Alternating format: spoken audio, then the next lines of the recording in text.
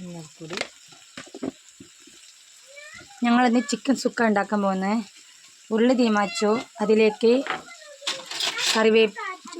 എണ്ണ ഇട്ടു. എണ്ണ ചൂടായ ശേഷം കറിവേപ്പില, നീരുള്ളി, പച്ചമുളക്, ഇഞ്ചി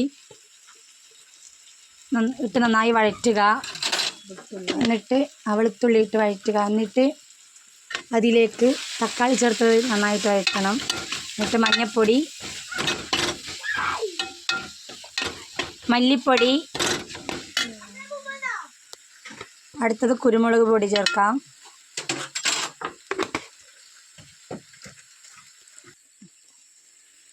ചിക്കൻ മസാല,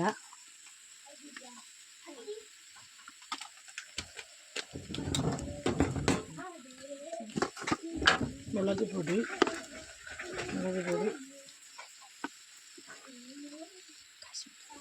കാശ്മീരി മുളക് പൊടി 3 സ്പൂൺ. നന്നായി ഇളക്കി കൊടുക്കുക.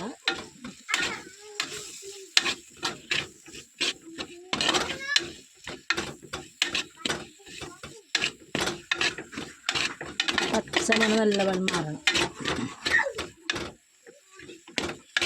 പച്ചമണം മാറുന്ന വരെ ഇളക്കി കൊടുക്കുക.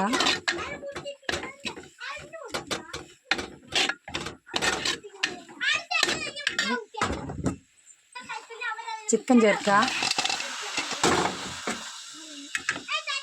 നന്നായി ഇളക്കുക.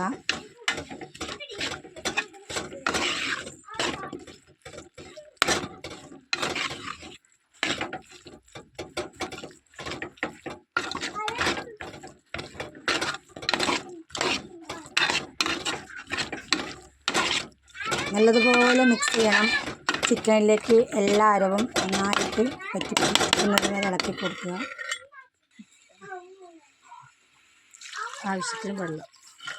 ആവശ്യത്തിന് വെള്ളം ഒഴിച്ച് നന്നായി ഇളക്കി കൊടുക്കാം.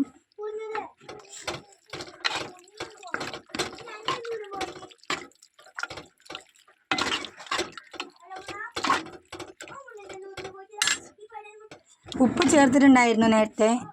ഇനി ആവശ്യമുണ്ടെങ്കിൽ ഉപ്പ് ചേർത്താൽ മതി. അടുത്ത തേങ്ങ ചേർത്തു നന്നായി ഇളക്കി കൊടുക്കുക.